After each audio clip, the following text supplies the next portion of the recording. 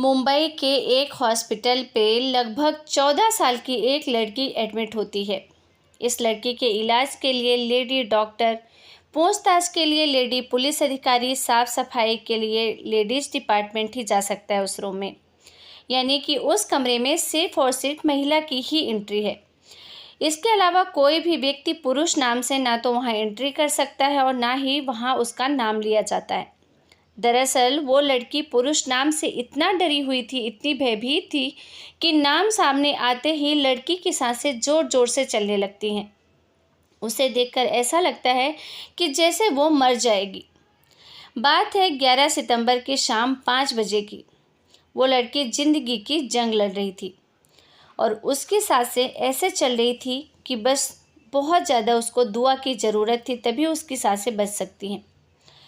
वो लड़की दिल्ली की निर्भया कांड से कम नहीं, क्योंकि उसके साथ भी कुछ ऐसा ही हुआ है, बल्कि कहीं उससे ज़्यादा तो भी कुछ अति नहीं होगी। दोस्तों, ये जो सच्ची घटना आपको सुनाने जा रही हूँ, ये सच्ची घटना है महाराष्ट्र के पुणे शहर की।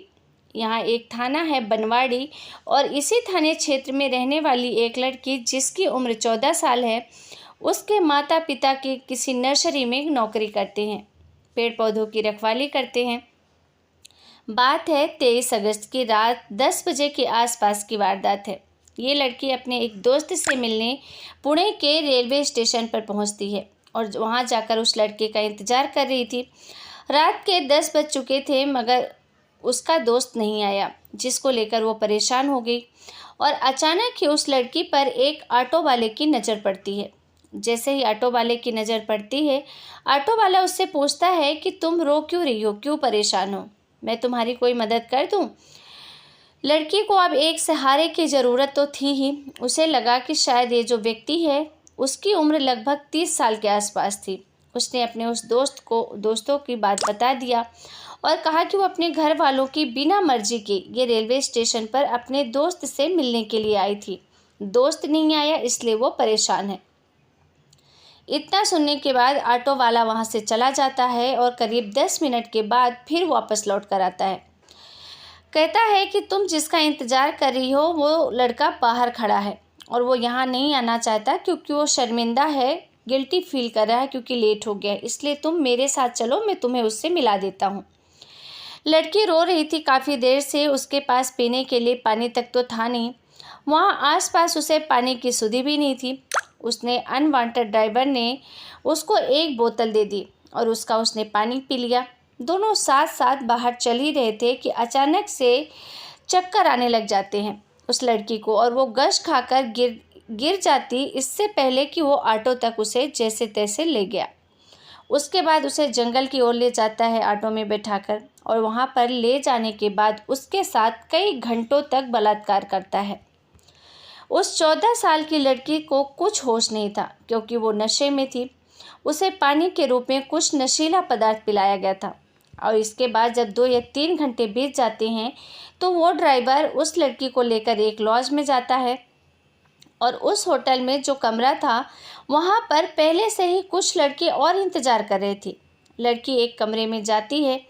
31 अगस्त की रात युवा क्या वहाँ पर शुरू होता है और उसके बाद होटल में जाने के बाद उस लड़की को अंदर कमरे में बंद कर दिया जाता है। लड़की के सारे कपड़े उतार दिए जाते हैं और उस लड़की को जब शर्म आती है, परेशान होती है, वो बहुत रोती है, चिल्लाती है, दया की भीख मांगती है। लेकिन उसके साथ एक बार पहले बलात्कार तो हो ही चुका था और जब धीरे धीरे उसे होश आता है तब तक उसके साथ लगभग 12 लड़के ने बारी बारी से बलात्कार कर चुके थे। पूरा दिन निकल जाता है और दिन भर यही काम चलता रहता है। एक के बाद एक लड़का आता रहता है और ये सिलसिला चलता रहता है। शाम हो जाती है, यानी कि इस कमरे के अंदर उस लड़की को 24 घंटे का वक्त गुजर जाता है और वो 12 लड़के 24 घंटे तक उसके साथ बलात्कार पे बलात्कार करते रहते हैं। वो भूख प्यास से तड़पती रहती है, कई बार कहती है कि मुझे कुछ खाने पीने के लिए दे दो, मगर कोई भी उसकी गुहार नहीं सुनता, ना ही उसकी कोई चीख सुनता और उस कमरे से उसकी आवाज़ बाहर जा रही थी या नहीं पता नहीं, क्योंकि वहाँ पर किसी ने भी उस कमरे की सुध लेने की कोशिश नहीं की कि आखिरकार ये आवाज़ कहाँ से आ रही है।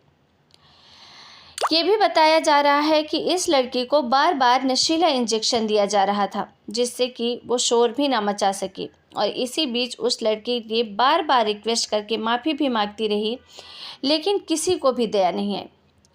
काफ़ी समय के बाद इन 12 लड़कों में से एक लड़के को उस पर थोड़ी दया आती है और उसके बाद ये लड़का उस लड़की को ले जाकर मुंबई के दादर रेलवे स्टेशन पर छोड़ देता है। अब ये आरोपी वहाँ से फरार हो जाते हैं। इन्होंने सोचा कि शायद वो लड़की चली जाएगी। दादर रेलवे स्टेशन पर जाने के बाद वहाँ 2 सफाई कर्मचारी मिलते हैं और 2 सफाई कर्मचारी उस लड़की की हालत को देखने के बाद फिर से उसके साथ बलात्कार करते हैं। यानी कि अभी वो उन लोगों से जैसे तैसे बच के यहाँ पहुँची ही थी कि 2 सफाई कर्मचारियों ने भी उसके साथ बलात्कार जैसी घटना को अंजाम दे दिया। दादर रेलवे स्टेशन के सफाई कर्मचारियों ने उसके साथ बलात्कार करने के बाद वो अपने साथ काफ़ी समय तक रखे और एक ऐसे ट्रेन में बिठा दिया जो ट्रेन की दिशा थी उत्तर की ओर। कई 100 किलोमीटर का सफ़र करते हुए लड़की चंडीगढ़ पहुंच जाती है। एक कोने में डरी हुई सहमी बैठी रहती है और इस बीच ना जाने कितने लोग आते जाते हैं, मगर किसी भी व्यक्ति की नज़र उस पर नहीं पहुंचती। बहुत ही परेशानी से गुजर रही थी। उसकी परेशानी ना को किसी को भी नहीं दिखाई दी। ये भी जानने की किसी ने कोशिश नहीं की कि 48 घंटे से ज़्यादा उसके साथ 12 अलग लोगों ने, 2 सफाई कर्मचारियों ने बलात्कार किया। उसके साथ इतनी दरिंदगी हुई थी, ना जाने क्यों किसी की नज़र उस पर नहीं गई। जैसे ही ट्रेन चंडीगढ़ जाकर रुकती है, एक जीआरपी के पुलिसकर्मी उधर से निकल रहा था। अचानक उस लड़की को देखकर पल भर में समझ जाता है कि कुछ तो गड़बड़ है। इसके साथ वो उस लड़की से कहता है कि तुम परेशान हो, क्या मैं तुम्हारी कुछ मदद करूं? मगर लड़की पुरुष जाति के नाम से बहुत डरी हुई थी, क्योंकि वर्दी में था तो एक पुरुष ही। उसे लग रहा था कि हो ना हो ये भी उसे ले जाकर उसके साथ वही करेगा। लड़की चंडीगढ़ उतर जाती है, क्योंकि उस ट्रेन का वो लास्ट स्टेज था। उस चंडीगढ़ अब वो रेलवे स्टेशन पर उतरती है और डरी सहमी सी एक जगह बैठ जाती है। मगर वो पुलिस वाला बहुत अच्छा इंसान था। उसने CWC and child welfare committee से संपर्क किया और वहाँ पर एक महिला अधिकारी तत्काल ही मौके पर पहुँच जाती है। उस लड़की को खाना खिलाया, अपने पास बिठाया और घंटों तक उसको प्यार दुलार करती रही, एक माँ की तरह। उस महिला अधिकारी ने कुछ ही घंटों में उसका दिल जीत लिया और दिल जीतने के बाद उसने लड़की से सारी बातें पूछी और लड़की ने अपनी पूरी आपबीती उस महिला को बताई। पूरी कहानी बताई, घर से निकलने से लेकर चंडीगढ़ पहुंचने तक की एक एक बात। महिला अधिकारी का रो रो कर बुरा हाल था और साथ ही जो पुलिस अधिकारी था वो भी बहुत रोया। और बात थी ही रोने वाली, किसी का भी पसीना, किसी का भी कलेजा निकल कर आ जाए, किसी भी ऐसी 14 साल की बच्ची के साथ ऐसी हैवानियत को वारदात दे दी। दोस्तों, आंसुओं के अलावा और कुछ कर भी नहीं सकते थे उस समय। उन दरिंदों के लिए तो बद्दुआएं निकली कि कानून को ऐसे लोगों को तो फांसी पे झुला देना चाहिए।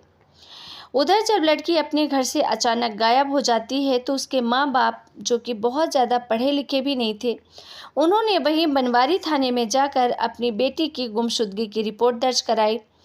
लेकिन यहाँ की भी पुलिस अच्छी थी, उन्होंने गंभीरता से इस केस को लिया। बनवारी थाने की पुलिस ने आसपास के लोगों से पूछताछ की और धीरे धीरे उसके बारे में जानने की कोशिश की। उसका जो मोबाइल नंबर था, उसके सीनियर निखिल भाई, उस इलाके के जितने भी CCTV कैमरे थे उनके बारे में पता करने की कोशिश की, मगर उस लड़की के बारे में कहीं कुछ पता नहीं चल रहा था। और पता चलता है तो उसके बाद पुलिस ने बड़े ही गंभीरता से इस मामले की बहुत ही अच्छी तरीके से जांच की। यानी कि इस पूरी कहानी में पुलिस की जितनी तारीफ की जाए उतनी कम है। जैसे ही चंडीगढ़ के पुलिस से कांटेक्ट करती है तो उसके बाद यहाँ से उस लड़की को हवाई जहाज़ के माध्यम से मुंबई लाया जाता है और मुंबई जाने के बाद उसको हॉस्पिटल में एडमिट कराया जाता है। जितना भी स्टाफ है, टोटल स्टाफ महिला स्टाफ था उस लड़की के इलाज में, उसकी खिदमत में, उसकी हर ज़रूरत को पूरा करने में। क्योंकि वो लड़की पुरुष जाति के नाम से ही डरी हुई थी, घबराई हुई थी। इसके बाद पुलिस ने जो मामले की जांच पड़ताल शुरू की तो 100 से ज़्यादा सीसीटीवी कैमरे खंगाले गए और खंगालते समय आखिरकार पुणे के रेलवे स्टेशन पर एक ऑटो मिल जाता है और वो मिलता है जिसमें वो लड़की बैठकर जा रही थी। उसी कैमरे में उस ऑटो का नंबर भी कैद हो जाता है। पुलिस ने उसके आरोपी को, जिसकी उम्र लगभग 30 साल थी, उसको गिरफ्तार करती है और उसके द्वारा बताए गए एक एक करके जितने भी लोग थे, यानी कि 12 लोग, उन सब के बारे में जो लड़की ने भी बताया था, दादर रेलवे स्टेशन के दोनों सफाई कर्मचारियों को भी। फिलहाल पुलिस ने अभी तक इस मामले में 16 आरोपियों को गिरफ्तार कर ली है, जो इस केस से सीधे तौर पे जुड़े हैं। मुंबई पुलिस की प्राथमिकता है कि इस मामले को फास्ट ट्रैक कोर्ट में चलाया जाए ताकि अगले 10 से 15 दिन में, लगभग कि 1 महीने में इस केस में निर्णय आ जाए और जितने भी अपराधी हैं, जितने भी आरोपी हैं, सबको फांसी की सज़ा होनी चाहिए। खैर, ये बहुत ही काबिले तारीफ़ है पुलिस की जांच, जिन्होंने इतने कम वक्त में सारे आरोपियों को ढूंढ निकाला। उस महिला को जिसने इस लड़की का दिल जीता और उसको हॉस्पिटल तक लेकर गई, और साथ ही सैल्यूट करना चाहिए उन पुलिस को जिन्होंने इस मामले को मात्र 5 से 6 दिन में खोलकर सबके सामने रख दिया। दोस्तों, अगर ऐसे केस कहीं सुनने में आते हैं तो दिल दहल जाता है और एक सामाजिक इंसान होने के नाते हम सब की ये जिम्मेदारी बनती है कि हम जितना भी कर पाएँ ऐसे लोगों को फांसी की सज़ा तक पहुंचाने में, तो हमें ज़रूर वो मदद करनी चाहिए। दोस्तों, इस कहानी को सुनाने का उद्देश्य किसी की भी भावनाओं को ठेस पहुंचाना नहीं है, बल्कि आपको सतर्क करना है, जागरूक करना है। सचेत रहें, सुरक्षित रहें, सतर्क रहें। फिर मिलेंगे एक नई सच्ची क्राइम घटना के साथ। तब तक के लिए आप सभी को बहुत बहुत धन्यवाद। जय हिंद, जय भारत।